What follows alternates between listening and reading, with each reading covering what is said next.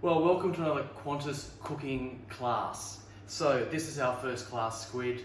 The salt pepper squid is just, we sell tons of it. People would freak out if we took it off.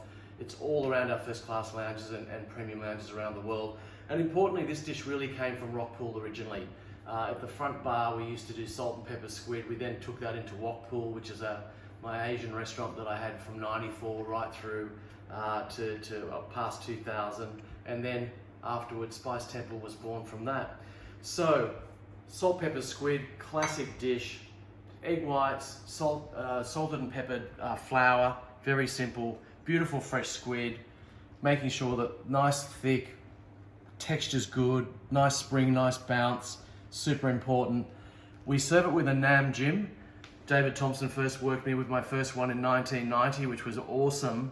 I loved Thai cooking from then, from the moment I got all those beautiful fresh flavors. So classic Nam Jim. Only we blend these bits of it up, which we wouldn't normally do. We'd normally pound it, it'd be quite a light sauce. We thicken it a bit.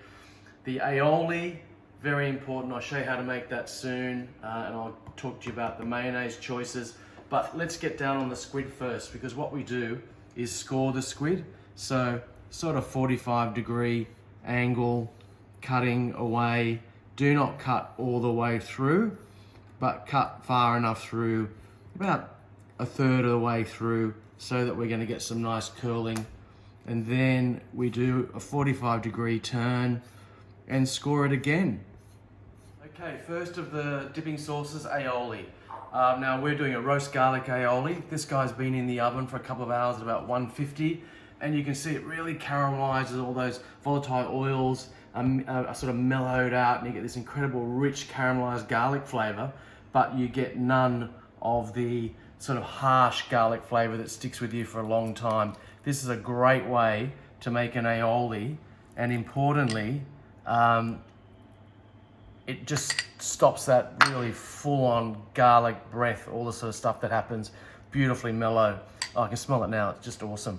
Now, we're using some Hillman's today, but make your own mayonnaise, it's really easy. Just using oil, half olive oil, half vegetable oil, so it's not too strong. Kewpie mayonnaise, the Japanese mayonnaise, is great for a lot of things, but I don't like it for this because it's just way too sweet, I find. And it really kind of overpowers everything that's going on, and all you end up with sweetness. So, a little tiny bit of salt, fresh pepper, and then all you need is a spoon. Give that a really good mix.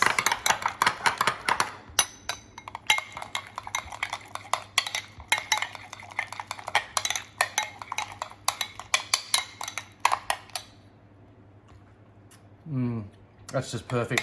Wow, that beautiful roast garlic flavor comes through. This is just unbelievable with honestly anything. Roasted chook, roast some lamb, stick it on a sandwich. Once you've made that once. Okay, so now the Nam Jim. So we've got a couple of garlic cloves. We've got some kaffir lime that I've julienned up. And we've got a couple of coriander roots. We've got some eschalot. Could put a little bit of Spanish onion in if you were kind of stuck. And then what we're gonna do is, with a stick blender, kind of puree that up.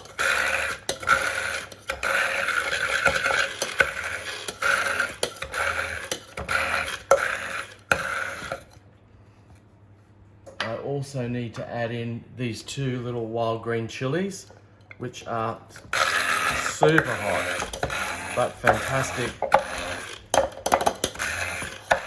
Now,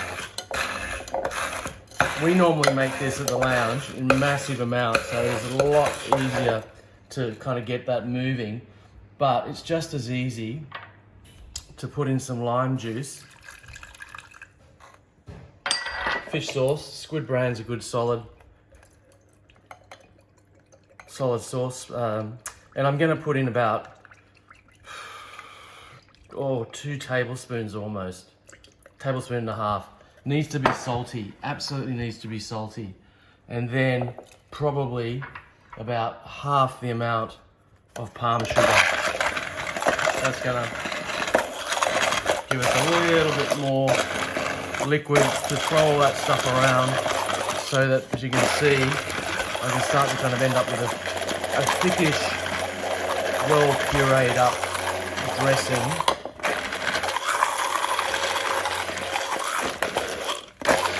It's going to end up being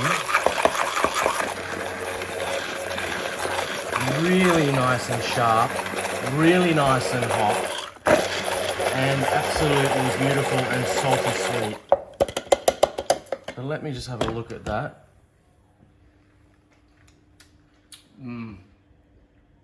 Perfect. I'm just going to put a couple more splashes of that, a little tiny bit more of that. Just needs a bit more of that salty, sweet and sour kind of balance. And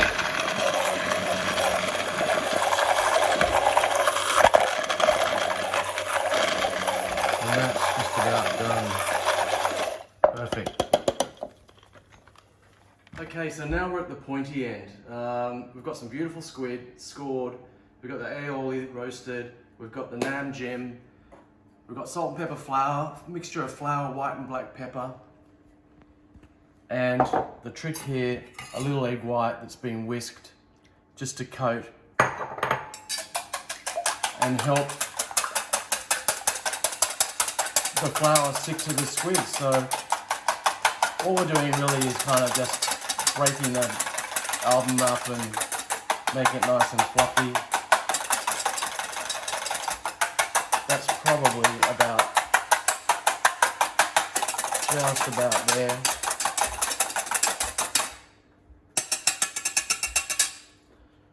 And then really it's just in with our squid pieces, coating in the flour,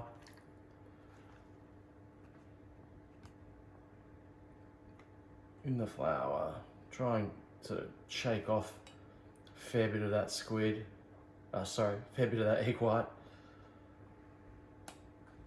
Slippery little sucker that it is. And then that's probably enough for a serve.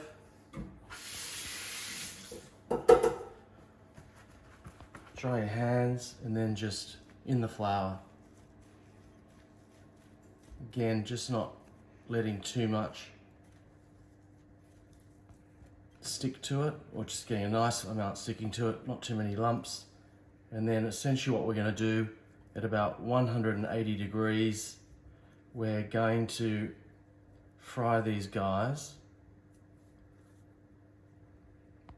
in some nice hot rice bran oil for about 4 minutes. Okay, look, so there they are. Just before they're really golden brown, especially when you've got nice fresh oil. You want the squid to be nice and bouncy. That's the important part. Oh, should have locked that in. You want the squid to be nice and bouncy, and that nice crunch, which is really good. If you want, you can actually add now some Szechuan salt and pepper, but it's going to be pretty peppery. All we're doing now is plating. So nice pile of the squid, little tiny bit of spring onion, and some coriander leaves. And that really is super duper delicious. And you've got both sauces, one hot, one salty, sweet, limey, beautiful, and the other one creamy and roasted garlic. So it's just a feast.